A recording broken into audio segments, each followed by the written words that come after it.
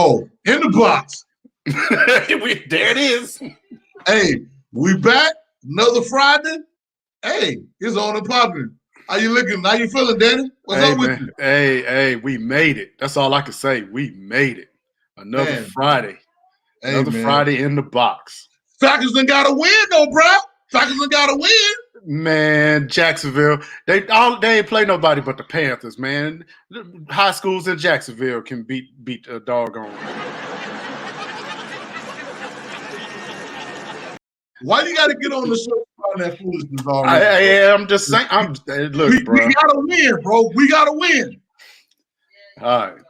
Well, you know what they say. The sun shines on a dog's butt every night. I ain't got no time for you, bro. You know what I'm saying? We gonna get this show started, man.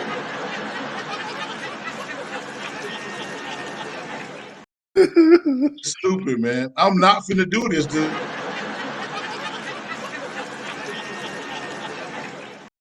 Look, I'm a diehard Falcons fan, bro. You're not gonna stop touching.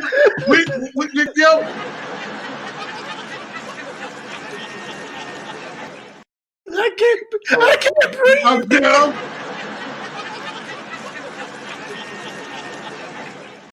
Stop that foolishness, bro.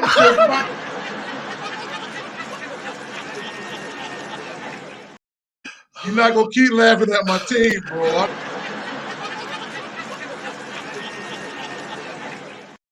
That junk is not funny.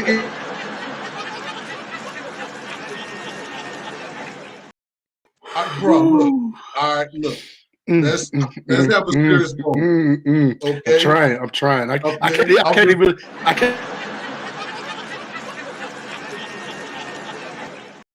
Bro, you don't have to. I can't even look you in the eye right now.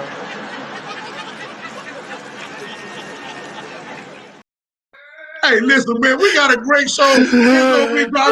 We're gonna be right back. You know what I'm saying? Welcome in the box, man. Fundamentals and building blocks. Turn to advice when I'm in that spot. When I got questions, and that's a lot. Perfect time to hear from Rico in the box.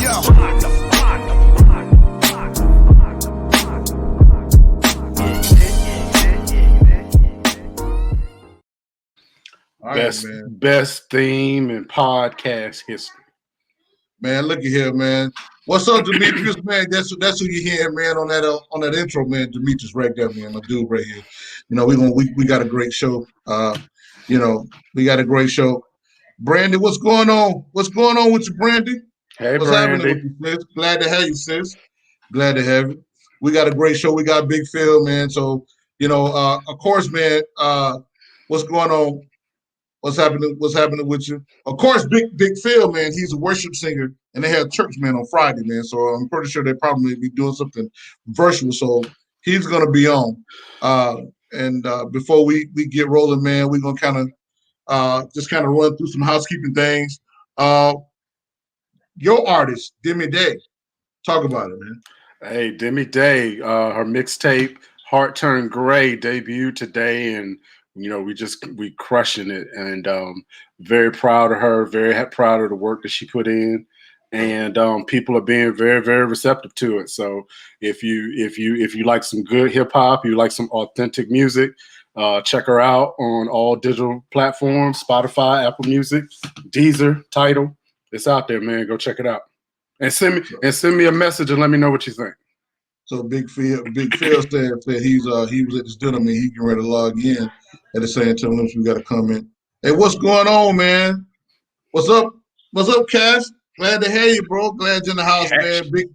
Big Phil, man, hit us up, man. He's coming in, man, and everything, bro. And then also we got Watch Dogs out, man. It's out now. You know what? I'm gonna have to check it out. Got to go pick that up, man. I got to check that out. Cyberpunk, man, 2077 was supposed to drop, but they already pushed the date back. But the N-word gameplay, open game world, man, for Cyberpunk 2077, it looks good, man. It looks good, bro. But then, of course, we're gonna see, man, what's gonna happen with it as well. Yeah. And then I was just saying, yeah, man. I'm just now getting the hang of GTA Online. Yeah. Just Yeah, now. man. Yeah, Just now. you I may know need to I'm buy you may need to buy you a couple shark cards so you can level up, man. You know man. what I'm saying?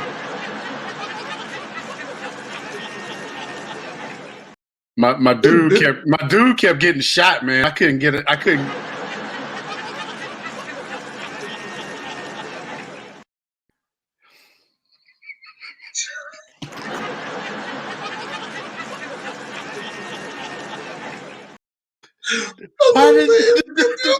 My dude ain't.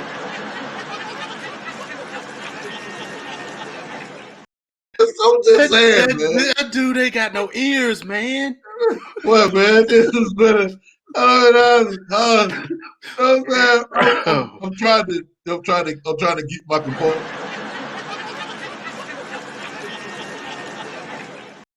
In 7 years, bro, you just not logging into GTA. Look, that just goes to show you, man, what COVID did. I hadn't played video games in 8 years, so I'm late on everything.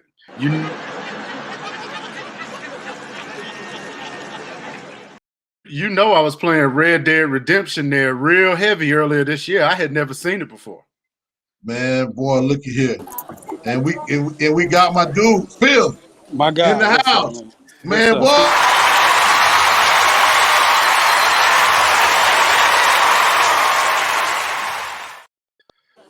Got Phil in the house, man. In the house. Yes. Dog treatment. Man, you out the dinner, man. It was dark off in there, man. Yeah, I'm gonna get to some light though. I'm gonna definitely get to some light. Well, this is a long time coming, man. It is, man. It really is. Man, we gotta get into some stuff, bro. You know. Hey, let's get it, man. It's a pleasure, opportunity to be a part of the joint, man. Let's get into it. Hey, man, listen, we glad to have you. Got D-Ray, man, co-host. I want to get into, man, like, dude, long time. I want to know right off the bat, man, what you got going on, man? What you got going on with your music, man? What's popping, man? Man, so what we're doing is we just trying to change dynamics as far as what I do as an artist. A lot of people don't know, man, with the rap, I kind of sing too. So what I've been doing. Right, kind of. Now, hold on. Now, time out. Before you do time out, hold on. Wait a minute. Let's come back. Now, first of all, this dude is he's a worship singer at church. Now, I haven't found any rappers that rap and that's a worship singer. That's a dude. Yeah.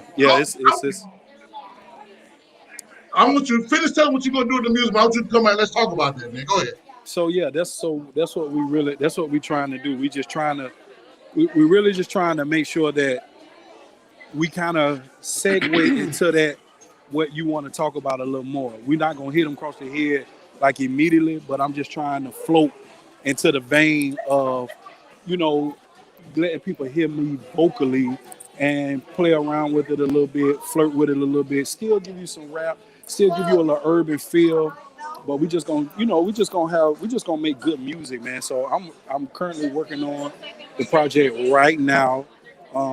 Currently in the studio right now, just left today, was in there last night. So that's what we're doing, man. We just trying to, put it together. I don't know if I want to do a full album or EP, or I just want to create singles to kind of build a momentum for 2021. So, we're just trying to put it together right now, but I'm making music, man, and it's different. So I'm really excited about the feel and the outcome of it. I think people gonna like it. One thing that I see a lot, man, I see you doing a lot of, in the last like 3-4 years, man, you've really been doing a lot of activism, and really from a Christian standpoint, which is kind of odd for a lot of people, man, but you've been very, very consistent and adamant. And I know people think this election is really, really huge, but do you think this election is going to change the life of Black Americans in America? And tell me how you feel about that. No, I don't think so. I don't think they're going to change it at all. I mean, I ain't gonna say at all, but I don't think that. I think our expectations are too high for these two candidates. You see what I'm saying? Right. I think this is. I need you to elaborate on that a little bit. Elaborate. So what I think is I think, at the core, we have to start valuing ourselves as a community. Not saying that we don't. There are a lot of places that do, but I think there has to be more solidarity at the forefront and seen at the forefront if we want to actually present some changes. What I'm learning is that you cannot look at this thing like a black and white thing. This is an individual thing, because what'll happen is your emotions will get riled up, and you really will be let down because you're thinking that because we're the same color, that I have the same morals, same values, and I kind of think the same as you. And I think what's important is us being able to show solidarity and show community in the midst of all our differences. There's a lot of people there's a lot of black Americans that I know that's gonna vote for Donald Trump. Like, I mean, there's a lot. And then there's a lot that I know that's gonna vote for Joe Biden. Like, you kind of got, and I think the media is doing their job of embellishing, of vilifying our community, or as if, we're the only ones that's having these differences. And I think that's what happens is that when we go in feeling and thinking like that, what happens is that you let yourself down, man. I think this is going to be a long journey for Black Americans. I think this is going to be a long journey for white Americans. I think this is not what you're seeing now and what you see me talk about from an activist standpoint, from and different people. This is not an overnight thing, bro. This gonna take some time, and no 4-year term is not gonna do it. So Correct. So Ice Cube has been he's been out, man, kind of campaigning for his own contract, man, for Black of America. Have you had an opportunity, man, to check out the contract with Ice Cube? And then what he vehemently said, man, was that, he's not for either side, but he's for, because people gave him a lot of rhetoric, man, and a lot of problem issues because he sat down with Trump. But Trump is the sitting president. It would be kind of stupid for him. I mean, anybody that have a plan to go to an opposing that's not in the White House as of yet. So what he did, man, he clarified. He said, well, hey, it don't really matter whoever sit in that chair, because I'm not for either side.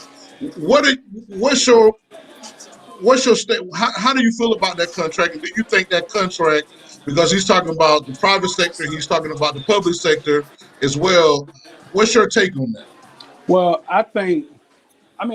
as you said, I think it's I think he wanted to meet with the president, or not necessarily, meet with just the president. He reached out to both parties. You know what I'm saying? Is what he said, and he said that the Trump administration, responded. Biden told him we're gonna wait till after the election. I kind of had some mixed feelings about it. At first, I was just like, they kind of playing you, but then I was like, when I found out he reached out to them, then I can understand why you would want a response. My only thing is sometimes I kind of get worried about when it comes to the Trump administration is that, like he has shown us he got history of him just being about popularity contests, not necessarily wanting to actually advocate change. You know what I'm saying? He he's had a tendency, to be irresponsible communicator. He spews rhetoric. You know what I mean? And again, that doesn't mean I dislike, bro. This doesn't mean that, I don't. There's some views that he represents from the Republican Party that I don't agree with. I'm just saying what he has shown us, and I think I just feel like, I don't want Ice Cube at heart.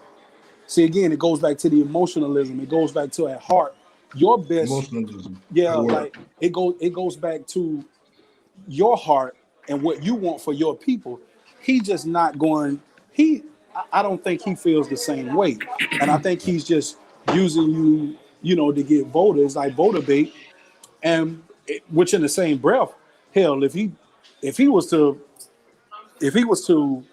advocate the CB, uh, whatever you call it, contract for Black Americans, if he was to actually, allow that to take place, hell, I wouldn't be mad at him. I've read that thing, but the problem is that when you read the contract, again, this is something, bro, that we've been needing to change for years. What makes you think that he is going to actually do this?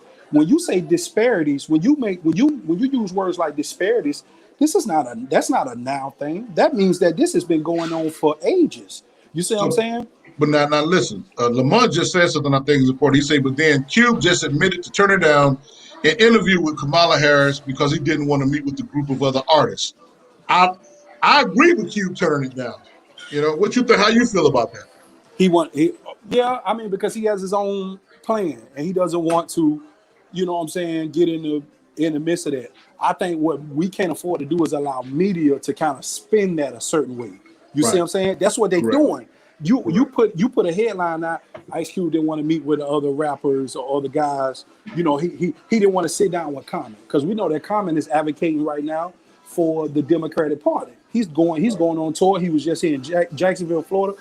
So you put a headline out there, Ice Cube didn't want to meet with Common. It's going to show that there might be some disagreement and some division, and that's not the case. He just got his own thing going on, and this is what he is advocating for. And I don't blame him for that. I just don't want him to be a pawn. I don't want him to be used, because at the same time, I kind of respect Joe Biden's party to say, hey, we're gonna wait till after the election, because it says to me, they don't want to rush. Number two, they don't want to portray it as if we just want to do this because we want to make sure that Black people rock with us. And then another thing too, man, a lot of people disagree with me about this, but bro, there's so many Black leaders that specialize in the land of policy that you could have called on if you really wanted to really do some change. I'm not saying that Ice Cube, I don't know what IQ has acquired over the years. I don't know what type of education or research that he's done. I don't take anything away from him. But there's so many that we know have been on the forefront. Dr. Claude Anderson is one. Right? That he's been on the forefront. Like before, I know that he's supposedly advising Ice Cube, but if he was in that spot, I think he would have been a little bit more serious, because he's campaigned for presidents. He sat on administrations with presidents prior. He's been over all schools in Florida. He's very well versed. You know what I'm saying? And with understanding, especially coming from the era where he was come from, and to now just really see the change that is taking place, to be really, really well rounded. So I think Dr. Claude Anderson would probably have been a better. And I think that's Dr. Claude Anderson. I'm not taking anything away from any other leaders, Black leaders, but I think Dr. Claude Anderson is a very notable person for the Black community and being well versed as to the plight of Black America, man. But that's just my opinion. But that's facts. That's real. Can I interject real quick? Yes, sir. It's one of those things about power and influence in this situation, that if people do some research, a little research, it might shed some light on, okay, what could possibly have been Ice Cube's motives. You look at the people or the person that he co-owns most of his businesses with. Well, that particular person that I'm not going to name is best friends with Steve Bannon, and Steve Bannon is best friends with Donald Trump. So it's kind of like you have 3 degrees of separation on that particular end. Then I have to question what your motives are. If the guy that is in Trump's back pocket basically is your business partner, then how can I honestly sit up there and look at you and say, you are representing my best interests? If I'm not Now, mistaken, doesn't yeah, he run the big three with Ice Cube? exactly. Yeah. And runs his production company. It is a You know, conflict. That's a conflict of interest. and it's kind of one of those things. But Yeah. one thing, it's a really bad saying, but unfortunately, it's true. Sometimes, if you want to hide stuff from us, you got to put it in a book, and a lot of times, our people just don't do the research. There are a lot of people that are looking to be led. There are a lot of people that don't want to read, they don't want to research, they don't want to look at candidates, and they just want somebody to tell them what to do. And man, So, and listen, not to cut you off, but it's just yeah, no, you're good. I'm just tired of that when it comes to us, especially some of our black celebrities, you know what I'm saying, or leaders or whatever the case may be, from a culture standpoint. Some of us, because we come from the hip hop era, consider some of these guys as leaders of us because we watch them, you know what I'm saying, on the stage. You see what I'm saying? Right. So I'm just kind of tired of that. And you just need to be honest. Like, I respected what 50 said. This thing is about money, bro. This is about money. This is about Biden getting in office, and he gonna tax that.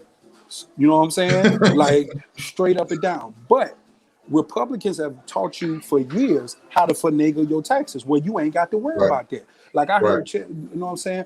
I heard Chester Handler talk about it on the Breakfast Club. She was like, "Listen, if that's your problem, then you need to get a better accountant, because there's a way that you can you know what I'm saying, alleviate yourself from having to pay 62% of taxes because you live in the state of New York City, or the state of New York, period." So this thing is about money. You know what I'm saying? Like, it is what it is. Trump has some great opportunities for me as an artist. Trump signed off to get artists more publishing. You know what I'm saying? Back in the time, I mean, a year ago, you know, for me as a writer, but it got stalled because Spotify and these other streaming companies, they was like, nah, we ain't having that. We ain't paying that out like that. So that's still in battle. Like, that's another thing people got to understand. He ain't going to change nothing. Joe Biden ain't going to change nothing. Correct. You got 3 levels of office that you got to actually make sure that if we're not on the same agreement, we at least come on with it. Come to an understanding. Come on with this it. is what we want to do. You see what I'm saying? Everybody, and that's what you got to understand, man. The only thing that the freaking president of the United States a decision he can make on his own is that if we're gonna go to war, he can say he's the commander.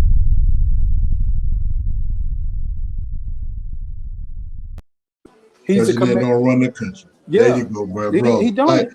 Like you gotta say that again, because I've been preaching that for the last 3. Like, the president don't run the country, man. No, man. He don't run the country. No president don't run. Go ahead, bro. Go ahead, man. He doesn't run the country, bro. And it's just like, bro. There like, you go, bro. You know what I'm saying? If he win, if Trump wins, it is what it is. If Biden win with it, but there's so much that goes into this. I tell people all the time, those voting that go on every 2 years or 6 years or 8 years, those are ones you got to pay attention to, because that's your local stuff. That's your government. I mean, your governor, you go, man. Your mayor, your city council. Now, hold on, man. I've been preaching this, like, man, when you vote for your mayor, your city council, your superintendent, your sheriff, your vote counts for that, man. That your voice matters. Yes. That's more important than the national election. But go ahead, bro. Bro. Yeah, let me interject real quick. Mitch McConnell is one of the most powerful men right now in the country. He is a product of a local election. He is a product of Kentucky. You know, if it wasn't for a local election, Mitch McConnell would not be in power right now. Yep. So you got to keep that in mind on the local level of how important your vote is on your block and in your city. And he's been in power for years. And ain't going nowhere. Ain't going nowhere. But a lot of people don't know the history of Kentucky. They got that thing ranged off where 70% of your black people live in one area. You know what I'm saying? And then it's a very low class. And then so if you got a bunch of blacks that stay in one area, and then you shut down almost 100 voting sites. Like, come on, bro. Like, we ain't like they just figured out smarter ways to get this done from a local standpoint. Right. It's still voter suppression, man. But Right. but we pay attention to the national, to the president.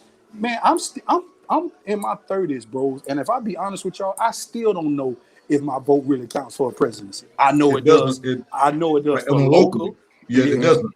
But And the thing when it comes to the electoral college, they're supposed to decide based on what the popular vote is, based on. But what happens is they don't. You know how much they're fined if they don't go right, by the popular vote. They're fined $1,000. right, Those right. people, man, make up was $300,000-$400,000 a year. Who cares if they're fined 1,000 by not following the popular vote? So that's not a guarantee. Your vote for local. I'm just saying, I do vote, but I vote on a local level because I Yes. know my vote matters. Yes. I don't vote on national election because those votes are already decided for you. And I know argumentatively some people are gonna get mad, and I'm a history government buff. Your vote really don't count. They're Yes. going to decide who's going to be president. Because you remember when Bush and Kerry ran, Bush didn't win the Florida election. Kerry won, Oh. right? When they Nope. said, "Oh, we got to do a recount," Yep. right? And then Bush ended up winning. So And I mean, even with Hillary and Trump, we all went to bed with thinking that she had it in her pocket. Hillary won, You know what but I'm saying? and then again they wanted Trump again. But Yeah. that's a whole nother show, man. But I want to talk about the independent aspect. You've been doing music a long time. Mm-hmm. You go all the way back to the union days, man. Yes. I want you to talk about life as an independent. What is different now that was different then in Christian hip hop. Now, do you classify yourself as Christian hip hop, or do you say, man, you're a rapper who's Christian and you're gonna say what you feel? But what is different from then until now as an independent artist, and what is it that you think that people need to understand about the market now? So what I think, so number one, I there's joys and then there's pains of being an independent artist. You know what I'm saying? Like, I think there's more hope for independent artists in 2020 because just the platform and so many different levels of ownership that you can have now, and because of the internet, has shown you that you can pop. You know what I'm saying? Or if you really put together a great work ethic, that you can really make some things happen. But then I'm not close to signing deals. But yes, definitely an independent artist. I enjoy doing it. If somebody came with the right amount of cash, with the right check, I sign away. You know what I'm saying? Based on what the terms are, things like that. But I take pride in it because it is a hustle. It is a hard knock hustle. When it comes to the label of Christian hip hop and Christian rap, I don't care if people call me that. I don't care if people just call me a regular rapper. I kind of take this stance on this. I got this jacket on, right? So Mm-hmm. if I hang this jacket in my closet, right, it's my jacket, which Right. means that I should be able to fit it. I fit it, but I don't have to wear it all the time. So I don't have to wear the label Christian hip hop, but it definitely should fit me based on how I live and what I represent. Amen. That doesn't necessarily mean that I have to Jesus in every line. But when it's time to put it on, I should be able to put it on and you can see that it fits. It's tailor-made for me. But I wear it sometimes and sometimes I don't. You know what I'm saying? I think there's a moments and seasons in our life, me personally, where I have to hunker down and be explicitly clear about who I serve. And then there's moments where I don't have to do that. You see Now what I'm saying? hold on for a second, Phil. So, all right, Mary, you said, did you guys want music in the background? It's hard to hear your comments. Now, are you guys able to hear us? Just kind of get into the chat, man, if you're on, and just kind of let me know that you can hear us. Because Mary's saying she can't hear us. Are we not clear? Can you hear Big Phil? Can you hear Danny? Can you hear me right now? You guys hearing us? Just let me know in the chat, man, if you're able to hear us, if you're watching. Because what's happening, Mary, is that Phil is in a restaurant. He's eating a dinner. Yeah. So there's music in the background in the restaurant where he is. So I can hear him fine. I know Danny can hear him fine. So that may be what you're hearing because Phil is he's in a restaurant. Okay. But go ahead. Go ahead, Phil. Go back. Go Yeah. back. But yeah, I mean, that's pretty much it. Like I think, you know what I'm saying, that's how I feel about that. You know what I'm saying? Um, I love when people see me that they can say that, man, your music changed my life. You know what I'm saying? And then, you know, I I love to see what people can say, man. I love how you represent, you know what I'm saying, from a faith standpoint, you know what I mean? But, you know, I don't have to be going around saying I got the label and wearing the label. There's a lot of things, a lot of writing. I'm a songwriter. There's a lot of things I do that wouldn't be considered uh, Christian, you know what I'm saying? But I don't think that has anything to do with my faith. What I do is I try my best to not present something that not necessarily hinder, but that will speak something to somebody else that's not as mature. I try my best not to do that. You know what I'm saying? But anything is, some of these things are what it is. They are jobs. I've got hired to songwrite before. That's not a Christian song. You see what I'm saying? It's a job. It's what I do. It's what I get opportunities to do, and that's how I keep that. You know what I mean? I look at it no different than the man that's sweeping the beer off of the floor at Budweiser. You know what I mean? You might not be an advocate for somebody that drinks because you might have lost somebody or you see how somebody acts, but he's there doing the job. You see what I'm saying? So that's how I kind of view that. But with wisdom, you know what I mean?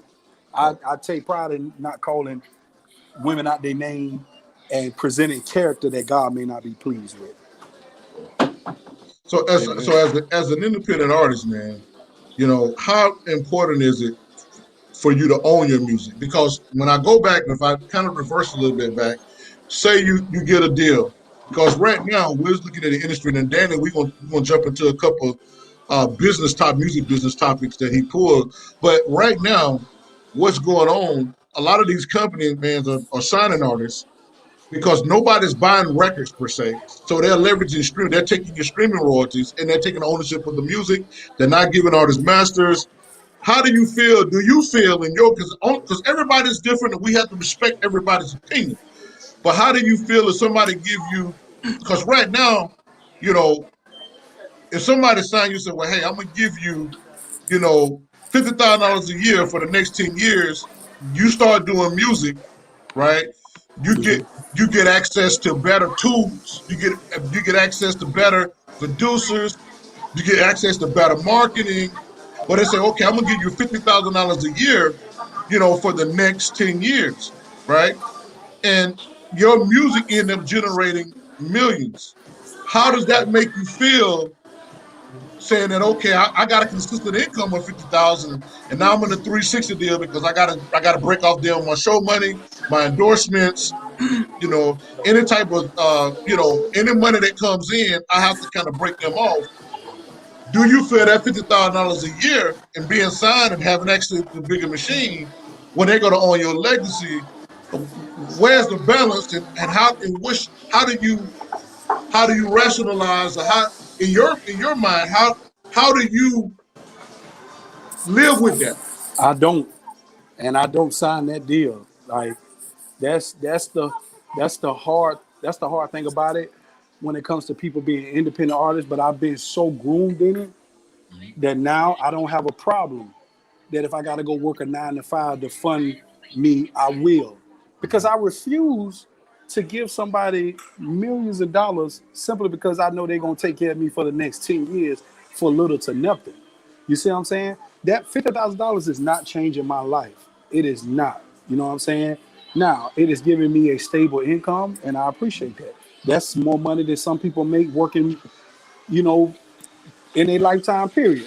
But I feel like this: if they willing to offer me $50,000 a year, it's no. It's just like Master P said. I watched this No Limit Chronicles.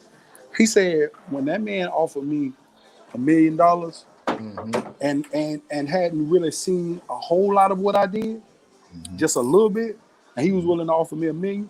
He said that mean what I got and my value probably is worth 10 million. You know what I'm saying? And I will politely decline that, man. With a mad wife, with kids, and all of that, I will politely decline that. You know what I'm saying? And I say, honey, I'm going to get a job. You know what I'm saying?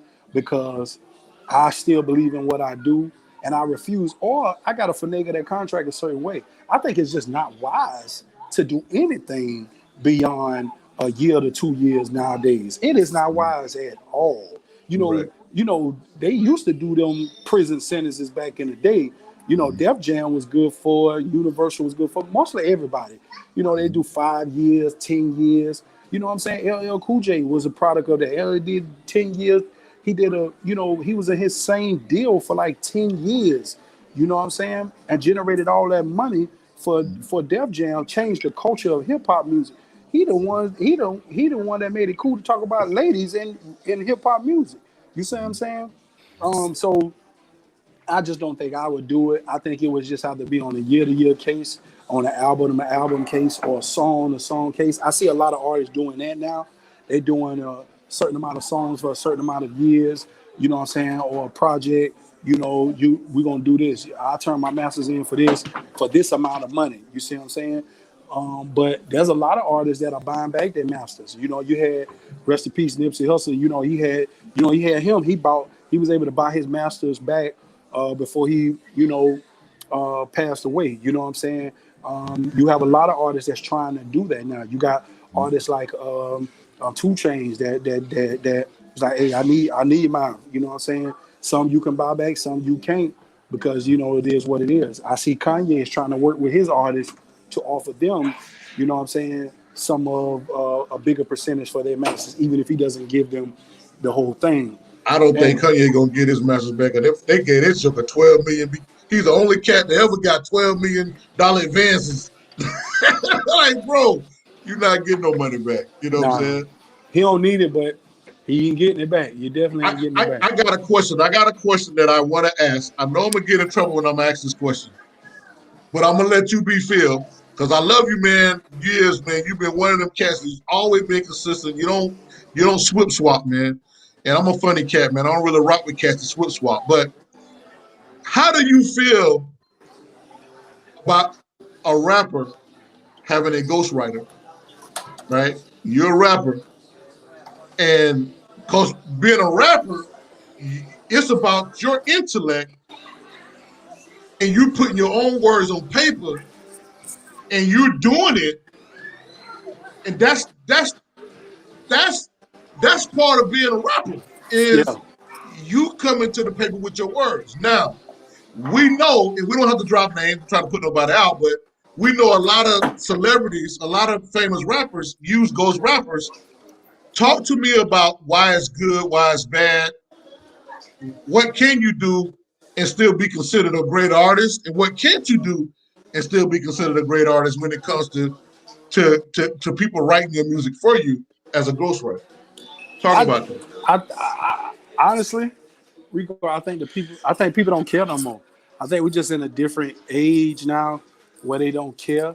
Me and you, I'm sure D-Ray, you know what I'm saying? We grew up in an era where we got a little bit of the what you would consider hip hop purism. You know what I'm saying? You got a little piece of being a purist. So writing and creating your own material matters to you. You a producer, so I know it matters to you. You know what I'm saying? So, I think I think we got a little bit of that. But I think when hip hop became a business, and it became a business before it was it outweighed the creative aspect of it. I think that's what you opened yourself up to. So I try not to, say, hey, I try not to be the disgruntled grandpa or uncle in the game, even though, there's some convictions about me as a writer that I say, hey, I like to be heavily involved with what I write. You know what I'm saying? I've had people help me in the studio before from an ideal aspect of putting a song together. But I do my best to try to write what, especially when it comes to hip hop, because I try to stay true to the elements of this is what was on my mind. This is what I came with, the competitiveness of the rap sport. So, all of that still carries big ego and testosterone. You know what I'm saying? So I love it, but I try not to take it personal. Me personally, it makes me money to be a songwriter for someone else. So I ain't necessarily frowned upon it all the way. And because I understand now it's a business. Labels want songs. They don't want to know how hard you can put the punchline together, or how great your flow is. They want a Billboard song. So, you know, and we all know what that is. That sounded like everybody. You know what I mean? That's what that's at. So yeah, that's my stance on it. Daddy, you had something you was gonna say, Daddy? No, he hit it on the head. You know, I'm not going to out any of us, but we know that when you're on the street and you got a certain product, the idea is to make it as cheap as possible and then to sell it for as much as possible. And those same street principles have been applied to the record industry. I mean, how cheap is it that if you got AI putting your beats and your music together, you got auto-tune that a singer don't even have to hit their notes anymore, and all you need is a young cat with a laptop in his bedroom making millions and millions of dollars being a producer, and he will sign a 18-year-old will sign that 10-year deal for $50,000 because $50,000 is a lot of money to an 18-year-old. So I think Big Phil got a point. He has a point, and yeah, that's kind of where we are right there on that. Phil, can you give me 3 hard life lessons that you learned as an independent artist? Three hard life lessons, a bad situation that you experienced as an independent artist that you can talk about that kind of changed somebody's life. Yes. Business is business. And your friend, your uncle, I'm being over the top, but I'm being so serious. Your mama. If we've agreed to do a work, we need to protect it with paper. That's one of the things I've learned, which leads me to another hard lesson. You want to trust everybody, but let the paper establish how you feel about. Yes, let the paper establish that. You can always be good words. Man, music always flows so much better when we got that out of the way first. You know what I'm saying?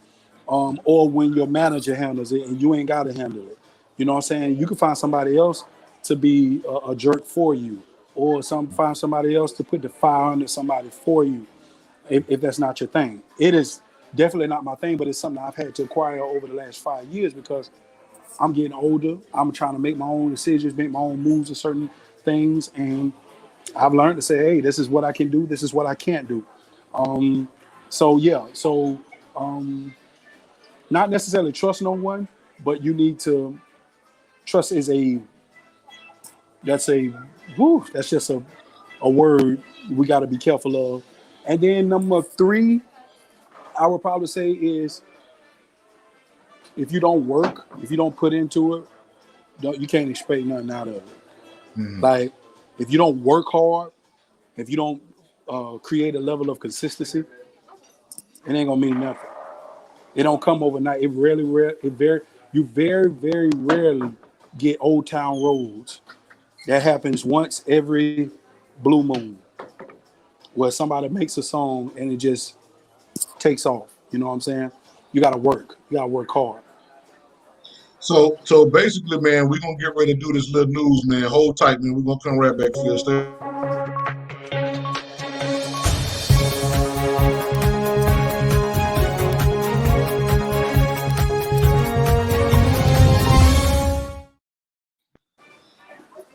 So, Danny? Yeah, let's go.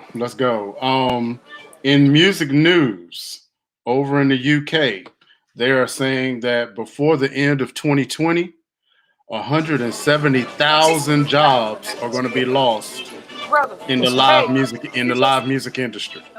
170,000 people who work in live music work in the venues, work in the stadiums, gone.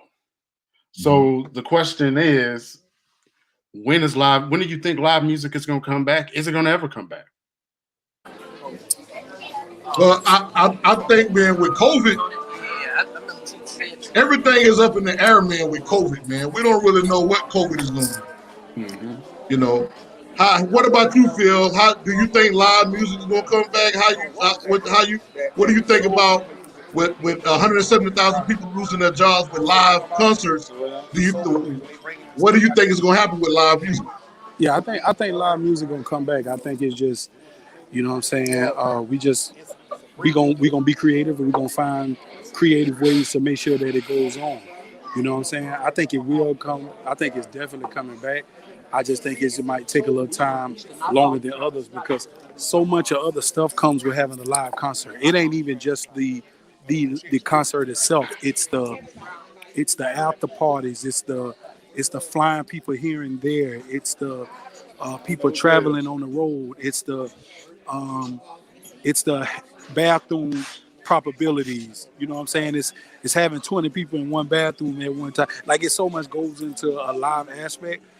So I think it's just gonna take a little time, but I think it's gonna come back. I think we're gonna start off small and come back. It has to come back.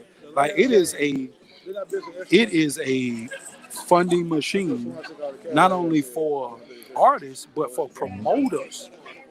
I'm thinking about people like Live Nation right now. You know what I'm saying?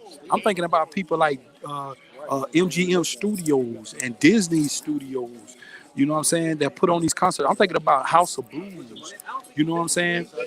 These venues, you know what I mean, is losing millions of dollars, big money. So I think it's in which a lot of your big politicians got some of their hands in. Some of your biggest business owners got their hands in. So I think it's definitely gonna come back. I think we just got to be careful. I think nobody just want to be the first one to jump out there, but it's gonna definitely come back. Cool beans, man. Thank you for that. Next, we have been talking for weeks and weeks about how many billions of dollars Spotify has been making, especially over the pandemic. Well, surprise, surprise, Spotify is testing out raising their prices, and as they're paying record labels billions of dollars. But investors are figuring out that they're having a hard time getting subscribers in emerging markets as these prices are going up. So the question that I have is, what would be the price that you would say, okay, I'm not paying that for Spotify? Where would you tap out? For me, I would tap out at $20 a month. Anything over $20 a month, I'm tapping out. Yeah. So what about you guys? Yeah. For me, man, I like Ditto. I was a distro kid guy, but distro kid suck major booty. They suck, right? Although I have a label account with them because of all the other money that you got to spend to release music, and I like Ditto because they have a bigger market. They give you more stores out of the box. Um, and I think if you're gonna guarantee me a geographical location distribution, I would say, man, I'm willing to pay $600 a year if you're gonna give me unlimited marketing, right? That I can use. You know, uh, it depends on the options in that app. But go ahead, Phil. What you think? Yeah, I think that kind of goes with who is who. I think for my artist, I'm willing to pay a little more than $20 a month as an artist. Um, but as just a consumer that listens to music, that's probably where I stop. But like you all said, I'm a distro kid guy. This probably gonna be my last year with them based on all the things I have found out and learned, and how extraneous as it is to not only get your funds properly calculated, but to do business with those that they don't like doing business with. Um, a lot of people don't know that they frown upon hip hop music. They're not because they're not an American founded company, and some of their characterizations of hip hop are still from the old. So they take people through bubbles to get money. The situation with YouTube, man, is just ridiculous. You see what I'm saying? So it'll probably be my last year with them as well. So I'm looking. So it just kind of depends for me where I'm at. You know what I'm saying, and what I'm willing to see, what you're willing to do for me for my money. You know what I'm saying? What's happening, bro? Yeah, what you willing to do for me is a bread. What's good, boy? You all right? Yes, sir. Yes, sir. Chilling, bro. Chilling. I'm sorry, excuse me, man. But All right, yeah, man. but yeah. So that type of thing. But yeah, as an independent artist, you got to kind of factor all of that. I got to factor in all of that. I got to be the one count my bread and do all of that. You know what I'm saying? As much as I can. So yeah, Real funny. Go ahead. it's not a shock to me though, D-Ray, that they're doing this. Definitely not a shock. Oh yeah, it's real funny that you said about YouTube, because this last little quick article is somebody coming for YouTube's neck. Apple Music has started a 24-hour video channel that has gone live on the Apple Music app, and it's going to be consisting of popular music videos, countdowns, interviews, special concerts, and it's going to be included in your subscription rate when you're talking about Apple Music, when you download Apple Music. Ooh. So are music videos back? Is MTV back? And how important is it now for independent artists to make sure that you have a really good music video with your release? Yeah, MTV not back, BT them not back. I mean, they're gonna keep doing what they're doing, but Apple just showing you how gangster they is, and they just trying to, they've had their reputation. They want to put their hands in everything to get money. You know what I'm saying? So the video champion thing, I'm not surprised by. I kind of saw it because they hosting the verses. I didn't realize that they was even had that. I know they had a little of that. You know what I'm saying? But now it's going to become a thing. But I kind of saw it when they were doing when Timbaland and Swiss started doing the verses stuff. And then I found out that it's not only being aired on Instagram, but it's actually, they got to deal with Apple Music as well. So it's something definitely that's, I see happening for everybody. I think you're going to get it from Spotify. I think the future of just audio, me and one of my homeboys was having a conversation about this last week. Visuals are going to become audio, what audio is. Like it is. But what's going to happen, I believe, is that it's going to devalue video directors, the price of videos.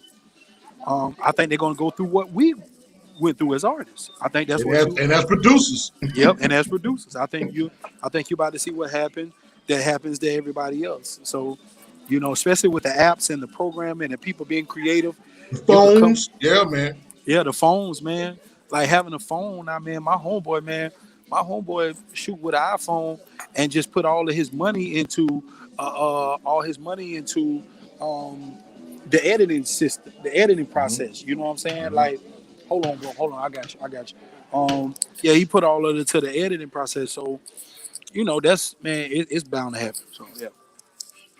And I think the visuals, man, is going to be very important, man. Every video you release, YouTube used to be the powerhouse, but the problem that I have with YouTube, man, is the algorithms. It's like it's like the person that you doing a business. You go into a business deal with a person, and y'all do a contract, and next thing you know, I'll keep switching up the contract, man, to make more money off you.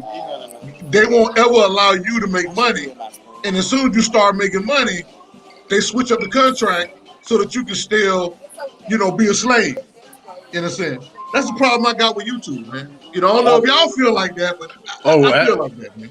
Absolutely. I mean, if you're a content creator, 5, 6, 7 years ago, and you had 1,000 subscribers on YouTube, you was sitting pretty because you're getting revenue. And then all of a sudden, YouTube said, you know what? We got too many people we sharing this money with. Let's move that mark to 10,000 subscribers. Yeah. And guess what's going to happen? There's going to be a lot of people that hit 10,000 subscribers. Now it's going to be 100,000 subscribers. Yep. They always moving that finish line. So I agree with you 100%. And now it's not even only the subscribers. Now it's the subscribers, and you got to have a certain amount of hours watched content. Mm-hmm. You know what I'm saying? So it's just like, man, everybody trying to save that money. This pandemic, you know what I'm saying? They put some holes in some people's pockets. So, you just being smarter, trying to find smarter ways, not only spend money, but keep money, you know what I mean? And not have to pay so much out. YouTube, it was just bound to happen. You know what I'm saying? It really was.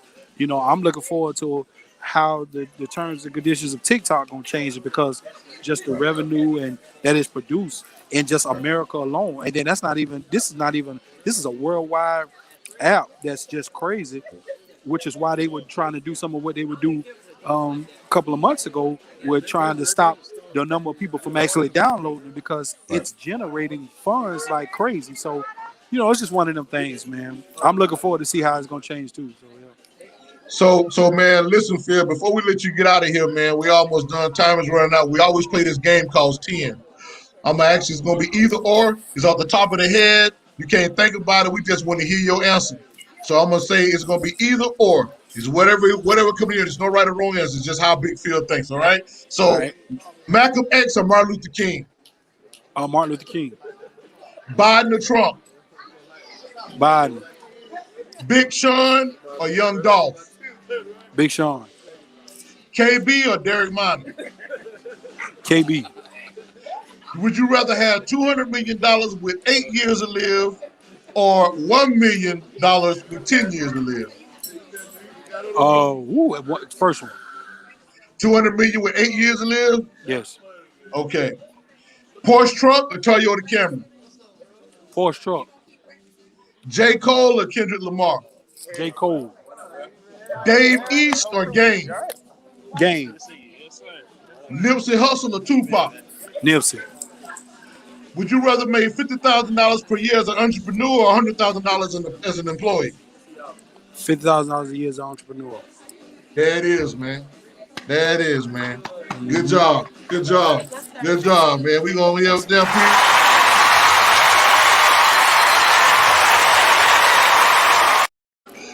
Any last words, man, before you get out of here, Big Phil? In the last words, bro. Any last words?